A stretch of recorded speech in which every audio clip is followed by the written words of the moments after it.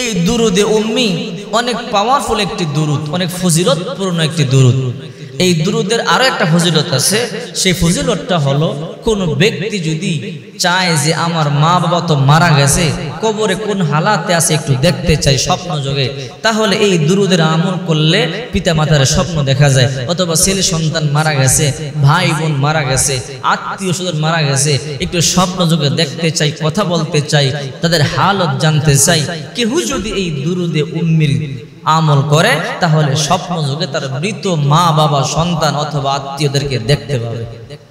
এই দুরুদে উম্মির ব্যাপারে হযরত আবু হুরায়রা রাদিয়াল্লাহু তাআলা আনহু বলেন, বিশ্ব নবী মুহাম্মদুর রাসূলুল্লাহ সাল্লাল্লাহু আলাইহি ওয়াসাল্লাম বলেছেন, কোন ব্যক্তি যদি জুমার দিন আসরের নামাজের পরে নামাজের মুসল্লার মধ্যে বসে 80 বার এই দুরূদ পাঠ করে, আল্লাহ পাক রব্বুল আলামিন তার 80 বৎসরের গুনাহগুলোকে maaf করে দিবে।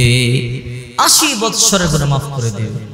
দুরূদে উম্মি হলো আল্লাহুম্মা সাল্লি আলা মুহাম্মাদিন নবিয়্যিল উম্মি ওয়া আলা আলিহি ওয়া সাল্লিম তাসলিমা। আল্লাহুম্মা সাল্লি আলা মুহাম্মাদিন নবিয়্যিল উম্মি ওয়া আলা আলিহি ওয়া সাল্লিম তাসলিমা। হযরত আবু হুরায়রা বলেন, নবীজি বলেছেন, কোন ব্যক্তি যদি প্রতি জুমার দিন আসরের পরে নামাজের মুসল্লায় বসে 80 বার পড়ে, আল্লাহ তার 80 বছরের গুনাহ maaf করে দিবে। 80 বছরের গুনাহ, আমরা গুনাহ করি কয় বছর? বয়স তো 80 বছর পাই না, তার গুনাহ তো আর পুরো 80 বছর করি না। এদিকে শিশু বছর, কৈশোর বছর যায়, বৃদ্ধকাল যায়। তো কোন ব্যক্তি 80 বার যদি এই দুরূদ পড়ে, আল্লাহুম্মা সাল্লি আলা মুহাম্মাদিন নবিয়্যিল উম্মি ওয়া আলা আলিহি ওয়া সাল্লিম তাসলিমা, তার 80 বছরের গুনাহ maaf হয়ে যাবে। তো এই দুরূদের আমলটা করার চেষ্টা করবে। এখন আসুন আসল কথা বলি, এই দুরূদ পড়ে কতবার পড়তে হবে, কখন পড়তে হবে? স্বপ্নে মৃত পিতামাতাকে দেখতে হলে হাসান বসরি রাহমাতুল্লাহ আলাইহিকে গিয়ে এক মহিলা বলল, আল্লাহর ওলি, আমার একমাত্র কন্যা সন্তান ছিল, একটা মাত্র কন্যা সন্তান কোলে পিঠে করে মানুষ করেছি, তাকে ছাড়া আমি থাকতে পারতাম না। আমার একমাত্র একটা সন্তান, দুনিয়াতে আমার আর কেউ নাই। ও আল্লাহর ওলি, আজকে কয়দিন হয় আমার মেয়েটা ইন্তেকাল করেছে, আমার মেয়েটা কবরে কোন হালাতে আছে আমি জানতে চাই। যে মেয়েকে কখনো আমি নিজের হাতে খাবার খেতে দেই নাই, নিজের হাতে আমি খাবার খাওয়াইয়া দিছি, আমি গোসল করাইয়া দিছি, মাথার চুল আছড়াইয়া দিছি, তেল মালিশ করে দিছি, আমি নিজে আমার মেয়েকে বড় আদর করেছি, যত্ন করেছি। আজকে আমার কলিজা টুকরা কন্যা ইন্তেকাল করে কবরে চলে গেছে। আমার জানতে বড় ইচ্ছা হয় আমার মেয়েটা কবরে ভালো আছে না খারাপ আছে, আমি কি আমল করলে আমার মেয়েকে দেখতে পারবো, একটু বলেন। হাসান বসরি রাহমাতুল্লাহ আলাইহি বললেন, মা বাড়িতে চলে যাও, বাড়িতে যাওয়ার পরে তুমি কয়েকবার দুরূদে উম্মি পড়বা, অর্থাৎ পড়তে পড়তে ঘুমায়া যাইবা, যতক্ষণ পর্যন্ত তোমার ঘুম না আসবে পড়তে থাকবা। দুরূদে উম্মি পড়ে পড়ে যখন তুমি ঘুমিয়ে যাবা, আরো একটু আমার কথা বললেন, বাড়িতে ঈশার নামাজের পরে তুমি যখন ঘুমাবে 2 রাকাত নামাজ আদায় করবে। এটাও বলেছেন 2 রাকাত নামাজ আদায় করবে। 2 রাকাত নামাজ আদায় করবার পরে আল্লাহর দরবারে দোয়া করবে, আল্লাহ আমার বাবা আমার মাকে আমি দেখতে চাই। এরকম ওই মেয়ে বলছে, আল্লাহ আমি আমার মেয়েকে দেখতে চাই। মহিলা বলেছে, যাকে দেখতে চাও তার জন্য দোয়া করবা।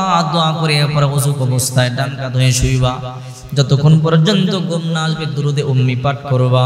আল্লাহুম্মা সাল্লি আলা মুহাম্মাদিন নবিয়্যিল উম্মি ওয়া আলা আলিহি ওয়া সাল্লিম তাসলিমা। গোনার দরকার নাই, যতক্ষণ পর্যন্ত ঘুম না আসবে পড়তেই থাকবা। পড়তে পড়তে হঠাৎ যখন চোখের মধ্যে ঘুম চলে আসবে, তখন ওই ঘুমের মাঝে রাত্রে আল্লাহ তোমাকে স্বপ্নে দেখায়া দিবে। ওই মহিলা বাড়িতে চলে গেল। বাড়িতে চলে যাওয়ার পরে ওই মহিলা 2 রাকাত নামাজ পড়লেন। নামাজ পড়বার পরে আল্লাহর দরবারে দোয়া করলেন। দোয়া করবার পরে ওই মহিলা ডান কাঁধ হয়ে ওযু অবস্থায় শুয়ে দুরূদে উম্মি পড়ে পড়ে ঘুমায়া গেলেন।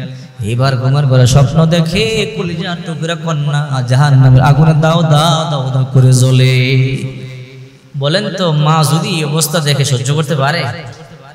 মা এবার চিৎকার শুরু করলো, মেয়ে বলে মা গো আমারে বাঁচাও, আমারে আগুনে পোড়ায় ছাই করে দিল, আমারে বাঁচাও। ওই মহিলা দৃশ্য দেখে ঘুম থেকে হাওয়া করে চিৎকার করে উঠলো। সকালে তো ওরাই হাসান বসরির কাছে গিয়ে বলে আল্লাহর ওলি, আপনি যে আমল আমার দিলেন আমল আমি করেছি এবং স্বপ্ন যুগে আমি আমার মেয়েকেও দেখেছি, কিন্তু দুঃসংবাদ মেয়েটা কবরে জ্বলতেছে আগুনে। ও আল্লাহর ওলি, আমার মেয়েটাকে আগুন থেকে বাঁচাইবার মতো কোনো আমল আছে কি? হাসান বসরি রহমাতুল্লাহ আলাইহি বললেন, মারে টাকা পয়সা থাকলে একটু দান করে দাও, আল্লাহ তাআলা দানের বদৌলতে কবরে আযাব মাফ করে দেবে। ওই মহিলা কিছু টাকা দান করে দিলেন, যার কারণে আল্লাহ তাআলা পরের দিন স্বপ্ন দেখে মেয়ের কবরটা জান্নাতের বাগান হয়ে গেছে। এই জন্য রাসূল করিম সাল্লাল্লাহু আলাইহি ওয়াসাল্লাম বলেন, ইস্তাইযু বিল্লাহি মিন আযাবিল কবর ইন্নাহুম ইউআযাবুনা বিকুবুরিহিম, তোমরা কবরে আযাব থেকে পানা চাও, কবরে কিন্তু আযাব হয়। নবীজি আরো বলেন, মান বানা লিল্লাহি মাসজিদান বানাল্লাহু লাহু বাইতান ফিল জান্নাহ, আরে যে মসজিদ বানায় আল্লাহ তার জন্য ঘর বানায়।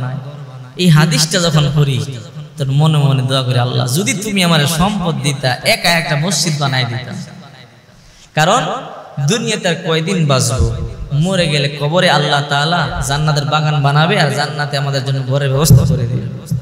তো যাদের টাকা আছে আমি এদেরকে বলবো মসজিদ একটা বানান, আল্লাহ জান্নাতে ঘর বানায় দিবে।